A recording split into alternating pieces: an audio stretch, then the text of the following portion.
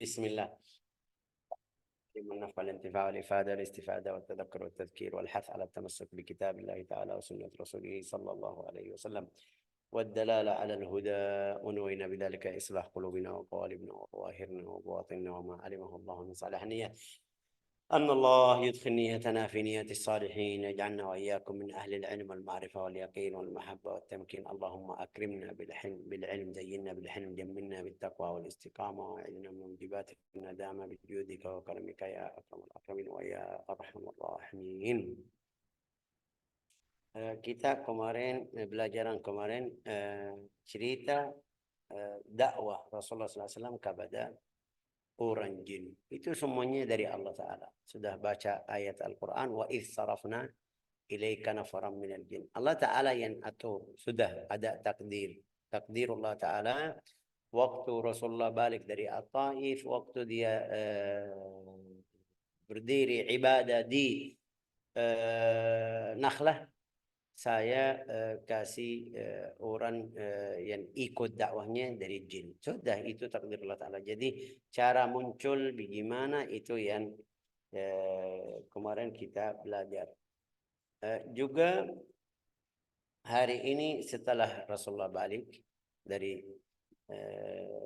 At-Taif, juga dapat orang baru yang orang jin sudah jadi masuk agama Islam. Juga saya sudah sampaikan kepada jin, karena di dalam riwayat hadis Rasulullah SAW tidak ulang lagi dakwah kepada jin seperti muslim, seperti manusia. Sama manusia itu Rasulullah pergi di Makkah, ke Taif, ketemu sama, setelah itu balik lagi pergi hijrah ke Al-Madinah, selalu dakwah, keluar ghazwa-ghazwa itu selalu dakwah. Tapi sama orang jin di buku sirah mereka kasih tahu 2 kali aja Rasulullah bertemu sama orang jin. Yang pertama itu yang tadi kita bilang setelah Rasulullah baru balik dari At-Taif. Yang kedua itu ada satu lagi sama Abdullah bin Mas'ud di wadi namanya Al-Hajun. Tapi seperti biasa itu orangnya tolak. Manusia biasa itu keras kepala. Juga hidayah itu susah. Hidayah kita tidak bisa kasih hidayah, kasih apapun. Kalau kita lihat istri Nuh ini Nabi, dakwah 1950 tahun, 1000 tahun, kurang 50 aja.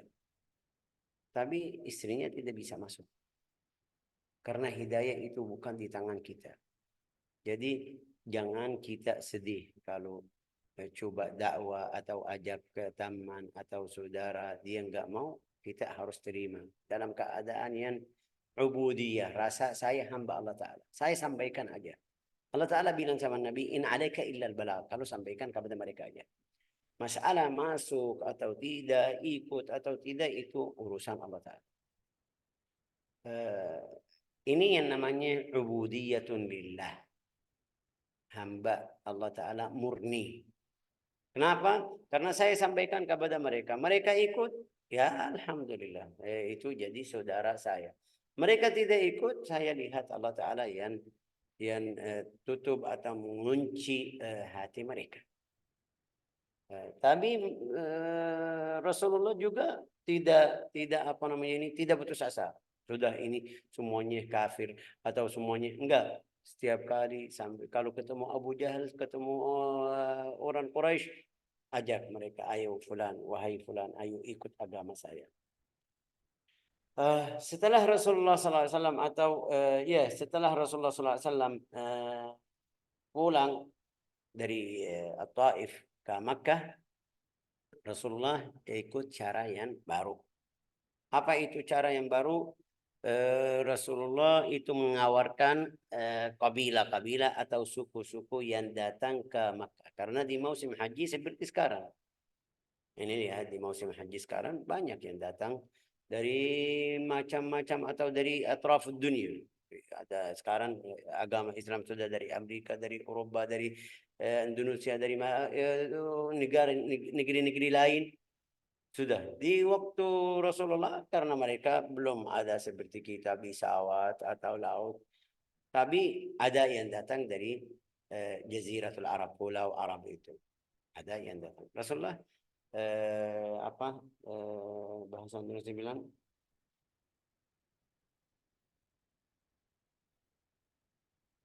apa itu? Ajak mereka ke agama Islam. Tapi di cara ini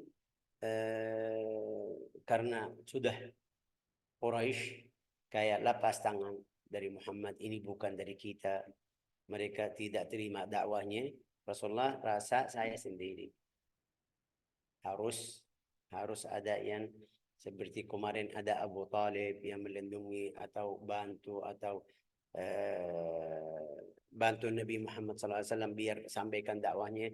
Jadi Rasulullah cari satu suku yang besar, yang kuat, yang mungkin dia bisa bantu Nabi Muhammad SAW. Nanti kita belajar tentang Ansar, karena setelah dapat suku Al-Ansar atau kabilah Al-Aus dan Al-Khazraj, itu kabilah Arab juga yang tinggal di Al-Madinah, baru Rasulullah pergi ke sana. Kenapa? Karena tidak ketemu seperti mereka bisa atau siap membela Nabi Muhammad SAW.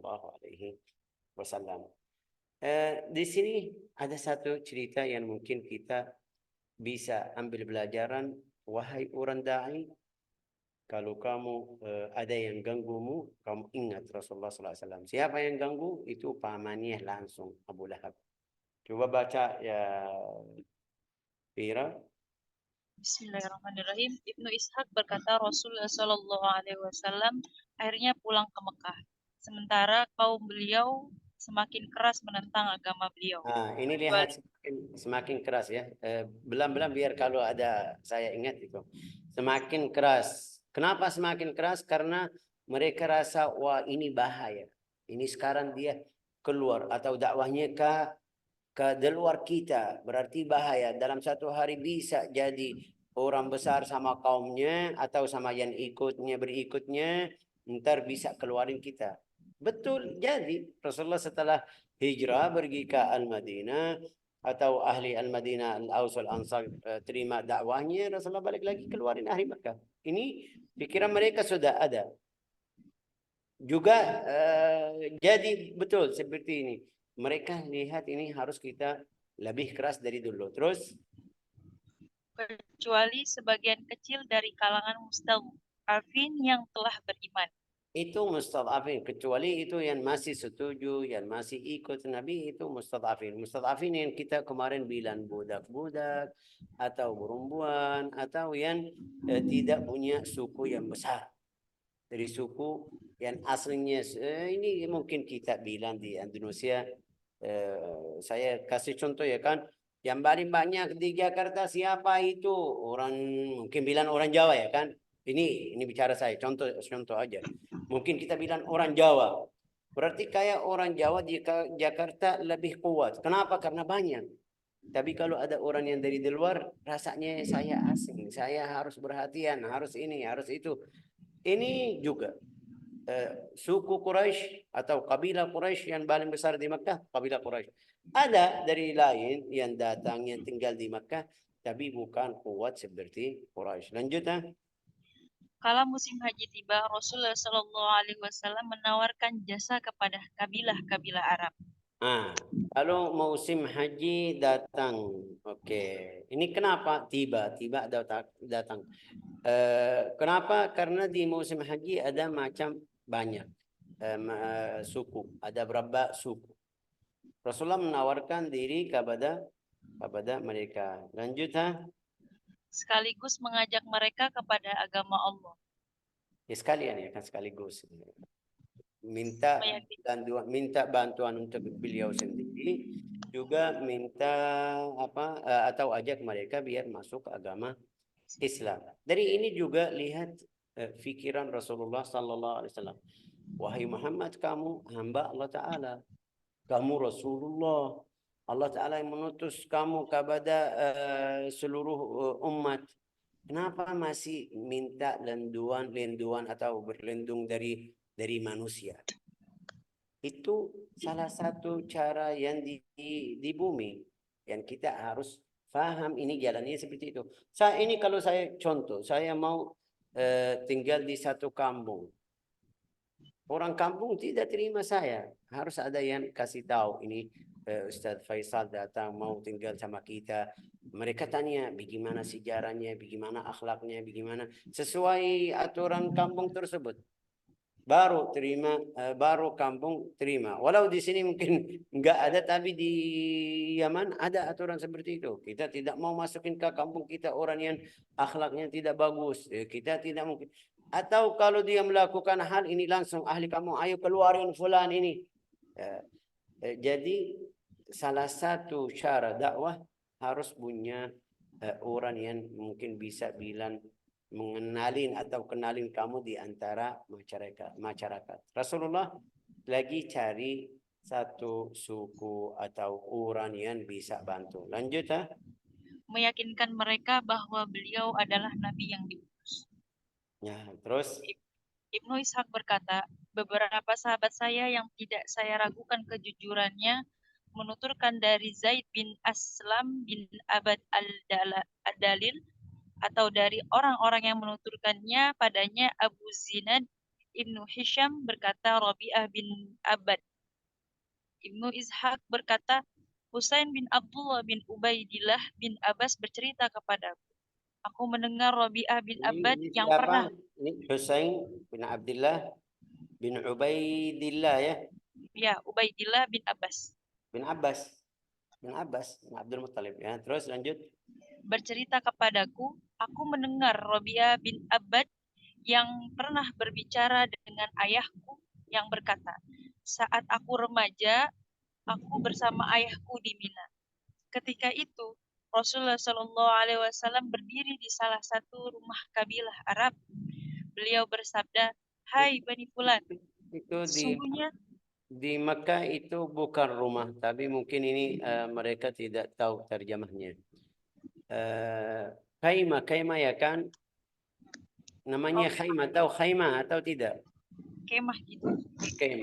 Khaimah itu karena mereka datang sementara musim haji aja. Jadi bukan rumah yang besar, yang luas, yang bangunannya rasmi. Itu mungkin rumah sementara. Oke, lanjut. Beliau bersabda, Hai Bani Fulan, sesungguhnya aku diutus oleh Allah kepada kalian. Dia memerintahkan kalian untuk beribadah kepadanya tanpa menyekutukannya. Ini dakwah Rasulullah juga bagaimana caranya. Caranya mungkin bilang lembut kepada mereka. Hai Bani Fulan, sesungguhnya apa? Aku Aku diutus. utusan Allah Ta'ala atau diutus kepada kalian. Allah Ta'ala. Ini maksudnya apa?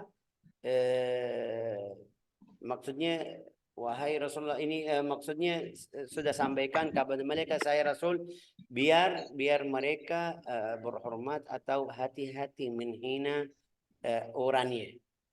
Karena kalau masih ingat waktu kita bilang definisi Nabi itu apa? Auhallahu ilaihi bisyar'in wa umira bitabligh. Berarti Allah Ta'ala suruh seluruh Nabi bilang sama mereka saya Nabi. Ya. Terus lanjut.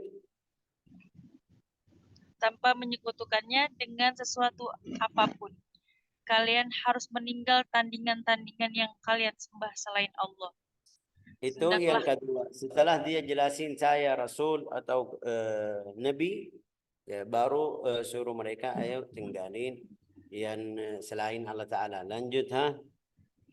Hendaklah kalian beriman kepadaku, membenarkanku dan melindungiku hingga dakwahku terangkat seluruh penjuru.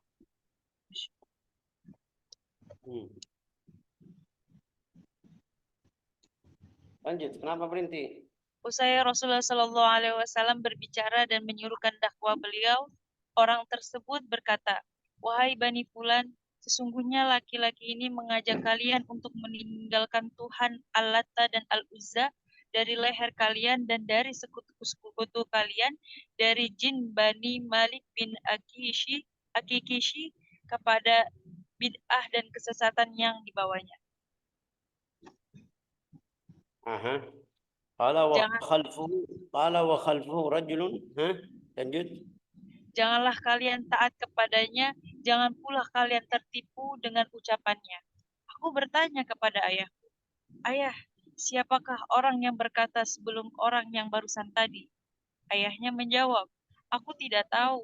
Yang aku tahu, pamannya yang bernama Abdul Uzza bin Abdul Muthalib Abu Lahab. Ya, kasihan. Kasihan Rasulullah. Kita kadang-kadang sedih kalau apa namanya ini sudah baru bantu orang ajak ke agama Islam, ke jalan yang benar. Agama Islam alhamdulillah semuanya muslim. Atau ke jalan yang mungkin bilang yang lihat ini jalannya yang mudah atau yang dekat, biar orangnya itu dekat kepada Allah Ta'ala. Ada yang bilang sama beliau, oh jangan ikut ini fulannya ini fulan itu. Sedih ya kan?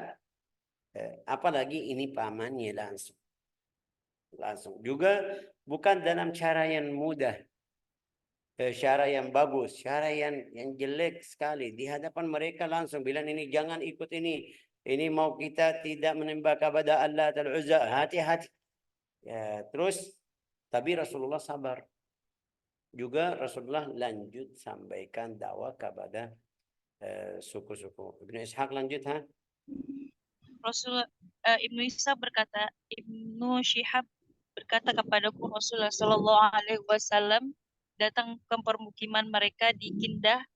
Mereka mempunyai pemimpin yang bernama Mulaih. Rasulullah Shallallahu Alaihi Wasallam menyuruh Mulaih kepada agama Allah Azza wa Jalla dan menawarkan dirinya bergabung dengan mereka. Namun mereka merespon negatif. Ini apa namanya ini bab ini semuanya kabilah-kabilah. Jadi tidak sebut seluruh kabilah yang Rasulullah datang, tapi seperti kabilah yang paling besar juga yang kadang-kadang jawabannya buruk atau tidak terima. Lanjut kalau Ibnu Ishaq yang berikutnya, annahu ata Ibnu Ishaq berkata, Muhammad bin Abdurrahman bin Abdullah bin Husaini berkata kepadaku bahwa Rasulullah Shallallahu Alaihi Wasallam mendatangi salah satu permukiman kabilah Bani Kaib yang bernama kabilah Abdullah. Rasulullah Shallallahu Alaihi Wasallam menyuruh mereka kepada agama Allah dan menawarkan diri beliau kepada mereka. Beliau bersabda kepada mereka, Hai Bani Fulan, sesungguhnya Allah telah memberi nama yang baik untuk para leluhur kalian.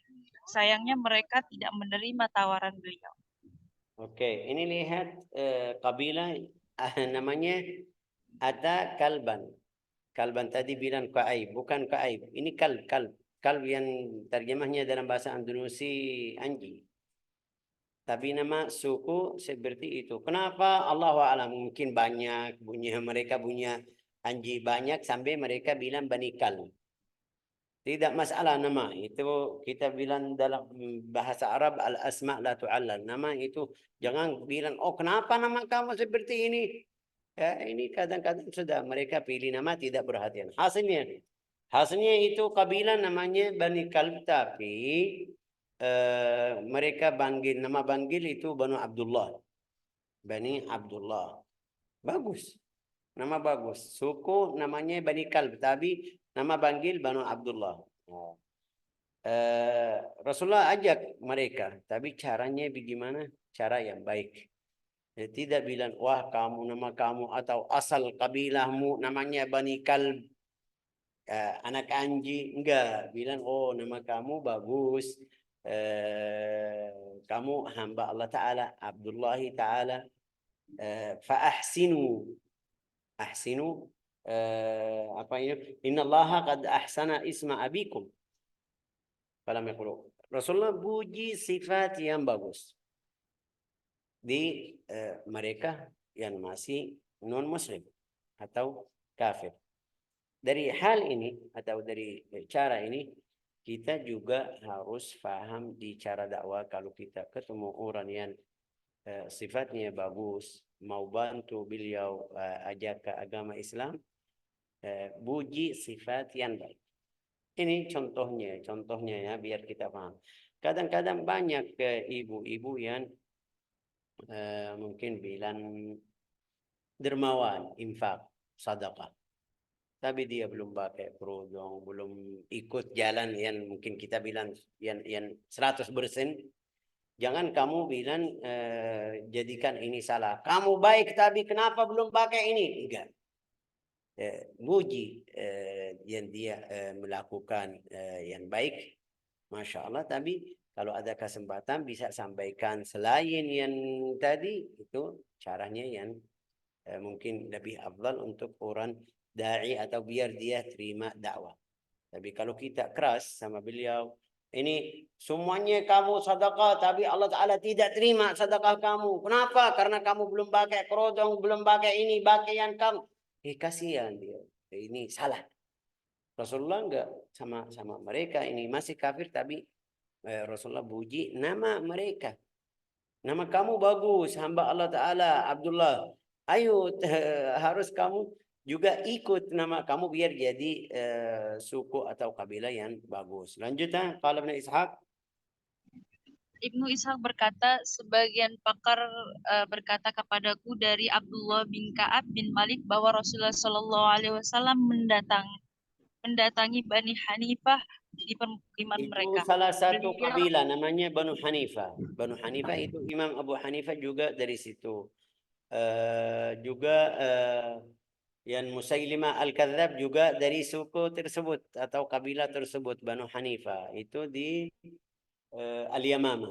Tempatnya di Al-Yamamah, namanya dulu Al-Yamamah, Banu Hanifah. Terus juga Sajah, perempuan yang bilang dia Nabi, juga dari suku tersebut, dari kabilah tersebut. Walhasil, ini tadi sudah ada dua, Kindah sama Bani Abdullah atau Bani Kalb.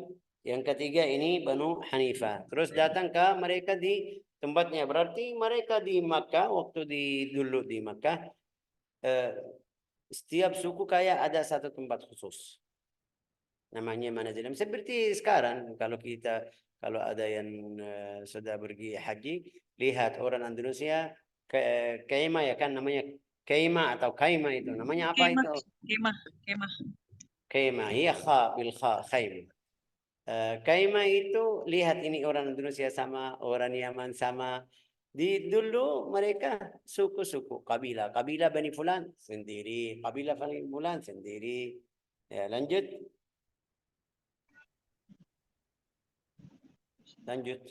Yes, beliau menyeru kepada agama Allah dan menawarkan diri bergabung dengan mereka. Namun tidak ada orang yang responnya lebih buruk daripada respon mereka. Ibnu Ishaq berkata, Rasulullah tidak putus asa ya kan? Masih lanjut. masih Suku lanjut. sama, jawaban mereka ya tidak keras atau tidak terima. Yang kedua tidak terima. Yang ketiga balasannya atau respon mereka itu keras lebih dari yang lain. Beda, manusia juga beda. Terus Ibnu Ishaq berkata, Az-Zuri bercerita kepadaku, Rasulullah Shallallahu Alaihi Wasallam mendatangi Bani Amir bin Syasya'ah untuk menyeru kepada mereka kepada agama, untuk mengajak kepada agama Allah Azza wa Jalla dan ini menawarkan Bani Amir ini suku juga dari luar Makkah ini. Semuanya yang Rasulullah tadi datang ke mereka ini semuanya dari luar Makkah, bukan dari Makkah. Ini Bani Amir, di antara mereka ada satu orang namanya Firas bin Abdullah bin Salamah. Orang yang mungkin kita bilang cerdas atau orang yang sudah paham hidup. Waktu dia dengar Rasulullah bilang, kalau saya bisa ambil orang ini, maksudnya Muhammad, dari Quraisy, saya bisa jadi raja kepada seluruh Arab. Orangnya faham ini, agamanya benar, akhlaknya juga. Coba bilang apa?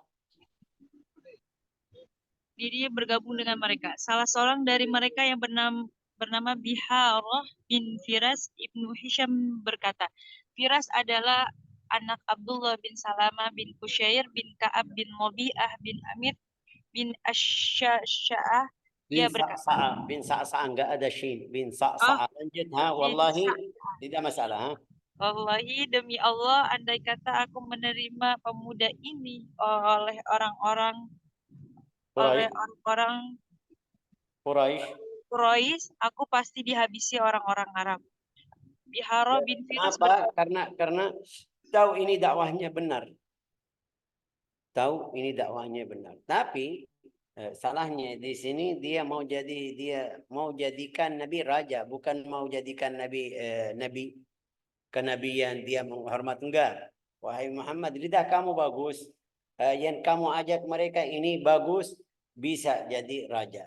Padahal Rasulullah pikirannya bukan, tujuan Rasulullah bukan di situ. Tujuan Rasulullah, saya Nabi, sampaikan kepada mereka aja. Coba lihat dia bilang apa, ha?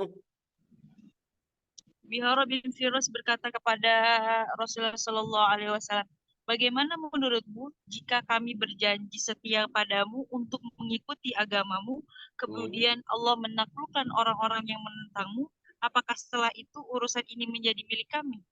Rasulullah Shallallahu Alaihi Wasallam bersabda, semua urusan itu milik Allah, terserah Allah mau berbuat apa.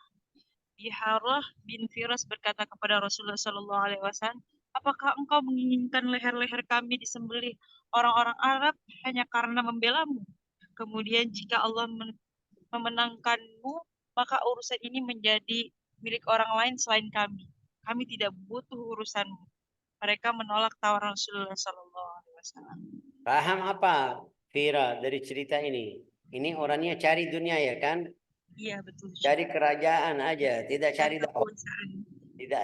Ini di antara dakwah kita juga banyak seperti ini. Ada beberapa orang yang mungkin bilang kaya, mungkin orang penjabat juga. Kadang-kadang siap bantu kamu, siap bantu ahli dakwah. Tapi harus kamu bayar.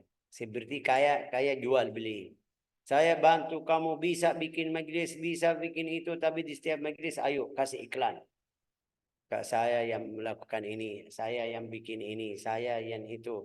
Setiap urusan harus ikut aturan saya.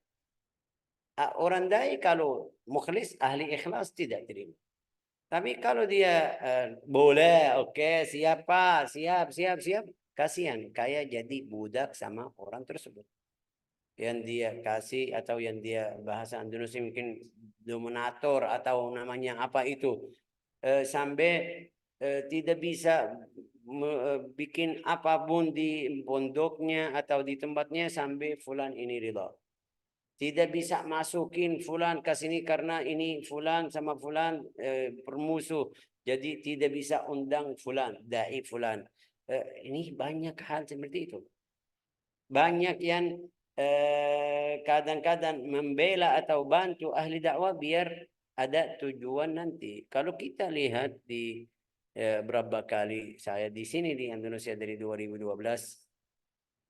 waktu apa itu pilih presiden di 2014 sama 15 sama sekarang ini 24 ini lihat banyak yang mau jadi presiden, ini umum ya, jangan bilang fulan atau fulan ya.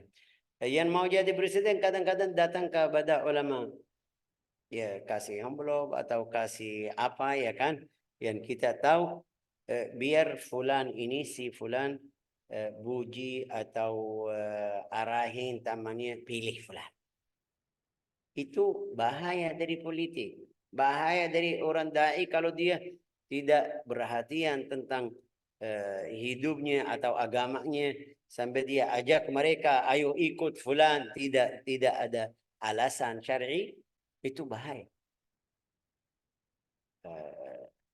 Ini salah satu yang mungkin terjadi bukan di Indonesia, jangan kita lihat di Indonesia, mungkin saya kasih contoh di Indonesia karena saya di sini, di Yaman juga, ini lihat di Arab Saudi, mereka kasih fatwa kemarin bilang bukan kemarin itu berapa? Kemarin juga.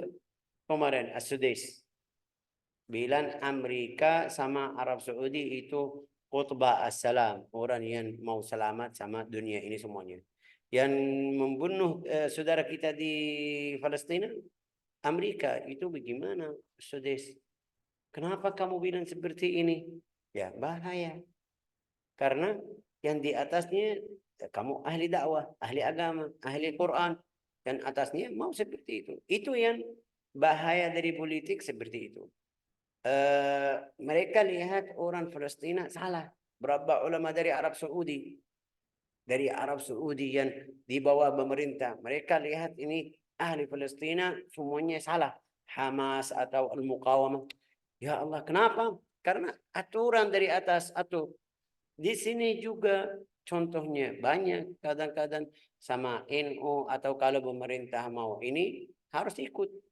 Itu yang Rasulullah tidak mau jadi seperti itu. Dakwah saya lillah karena Allah Ta'ala, berarti enggak ada yang mau nanti atur hidup saya atau urus saya atau ini. Sampai tadi bilang apa? Al-amru ilallah yadha'uhu haitsu yasha. Ini seluruh urusan bukan milik saya. Urusan Allah Ta'ala, mau jadi raja, mau jadikan raja, mau jadi mau fulan jadi khalifah, ini bukan saya. Saya tidak bisa bilang fulan jadikan fulan raja atau khalifah setelahku.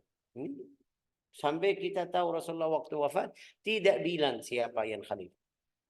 Tidak bilang jadikan Abu Bakar atau Umar atau Utsman atau Ali, enggak. Mereka faham dari isyarat Rasulullah aja. Apa itu? Mereka lihat waktu Rasulullah sakit, suruh salat siapa? Abu Bakar. Hari pertama, hari dua, hari tiga. Kalau dia tidak bisa salat di sakit yang terakhir itu, Rasulullah selalu bilang sama mereka, suruh Abu Bakar salat. Jadi imam. Jadi oh ya, mereka faham. Sahabat itu nggak ada. Rasulullah tidak bilang jadikan Abu Bakar khalifah. Sahabat itu lihat karena kayak Rasulullah suka atau karena Rasulullah sering suruh Abu Bakar jadi imam, mungkin ini kita jadikan khalifah. Ini semuanya sudah muslim. Apalagi ini dari awal. Sebelum masuk Islam dia bilang, wahai Muhammad, kita siap ikut, membela kamu. Tapi kalau kamu sudah jadi besar atau ini, ntar kamu tidak kasih kita, saya enggak. Rasulullah bilang, silakan. Ini urusan Allah Ta'ala, urusan ini milik Allah Ta'ala, saya tidak bisa kasih. Terus lanjut, falamma. Setelah para haji menyelesaikan ibadah haji mereka, lalu pulang ke negerinya masing-masing, termasuk Bani Amir. Mereka pulang menemui sesepuh mereka yang telah lansia dan tidak bisa ikut haji bersama mereka. Apabila mereka pulang dari haji, mereka bercerita kepadanya tentang semua peristiwa yang terjadi di musim haji.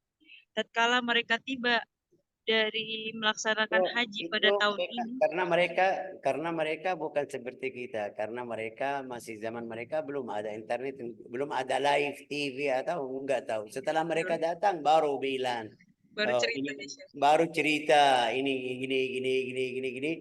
Suku-suku yang tadi semuanya kasih tahu kepada karena bukan seluruh suku yang hadir atau seluruh kabilah yang hadir haji, bukan semuanya, enggak. Ada berapa orang yang hadir seperti kita sekarang. Seluruh orang Indonesia pergi haji, enggak. 250 atau 300 dari 200 juta atau 250 juta ini.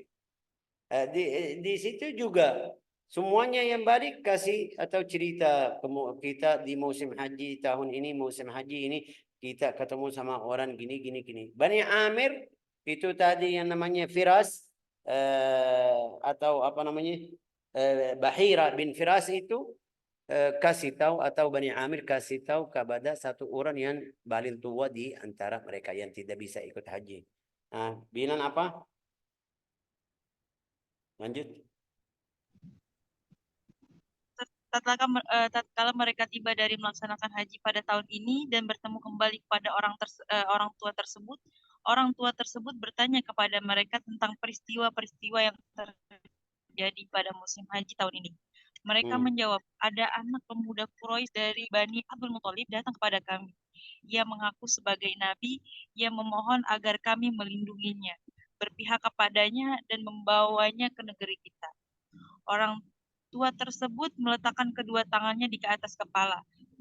Kemudian berkata, "Hai Bani Amir, apakah dia masih ada di sana? Kalian telah menyanyiakan apa yang datang pada kalian. Demi Tuhan, sesungguhnya anak keturunan Ismail itu tidak pernah sekalipun berdusta dalam perkataannya. Perkataannya selalu benar. Di mana kecerdasan kalian yang selama ini kalian..." Sudah, gimana saya bisa jelasin? Sudah, bicaranya jelas sekali. Kayak orang tua itu tegur sama mereka. Kenapa tidak terima dakwahnya? Tidak mungkin ada dari anak Ismail yang bilang saya Nabi. Ini berarti ini benar Nabi. Kenapa tidak ikut? Tapi sudah itu takdirullah Ta'ala. Mereka tidak terima juga. Allah Ta'ala simpan hal tersebut kepada Al-Ansar yang kita insya Allah minggu depan masuk di Bad Islam Al-Ansar. Karena Rasulullah ketemu sama Al-Ansar di mana? Rasulullah belum pernah pergi ke Al-Madinah.